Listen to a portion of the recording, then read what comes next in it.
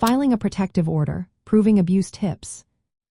Are you wondering how to prove abuse when filing a protective order? This is an important step in seeking safety for yourself or your loved ones. Let's break down the process and tips to help you navigate this challenging situation.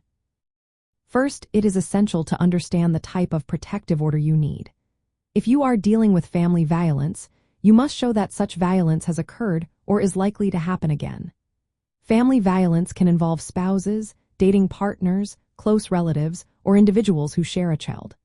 If you are seeking protection from stalking, sexual assault, or trafficking, you need to demonstrate reasonable grounds that you are a victim of those acts. Next, gathering evidence is key. Collect any documentation that supports your claim of abuse.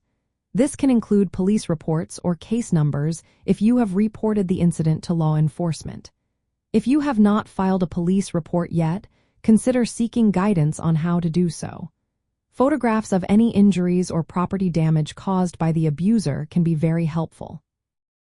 Don't forget to keep copies of electronic communications like emails, text messages, or social media messages that show threats or abusive behavior. Audio or video recordings of abusive incidents can also serve as powerful evidence. Additionally, witness statements from people who have seen or heard the abuse can strengthen your case. If there have been previous protective orders, make sure to document any violations of those orders. When you fill out the petition for a protective order, be specific about the incidents of abuse. Include dates, locations, and detailed descriptions of what happened. This information helps the judge understand why you need protection. It is also important to explain why you believe the abuse is likely to continue or escalate. This helps justify the need for a protective order.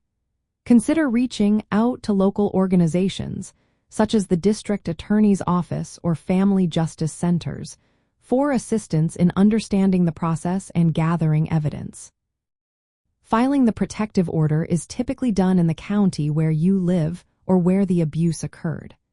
If you are involved in an ongoing divorce or child custody case, you can file the protective order in the same court. One good thing to know is that there are usually no fees associated with filing a protective order. This means you can seek help without worrying about costs. Finally, prepare for the hearing.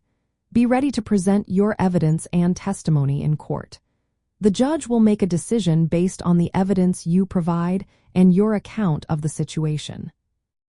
In family law, protective orders are vital for ensuring safety during divorce or custody disputes. Proving abuse effectively increases the chances that the court will grant the order and provide the necessary protection. Remember, you are not alone in this process, and there are resources available to help you.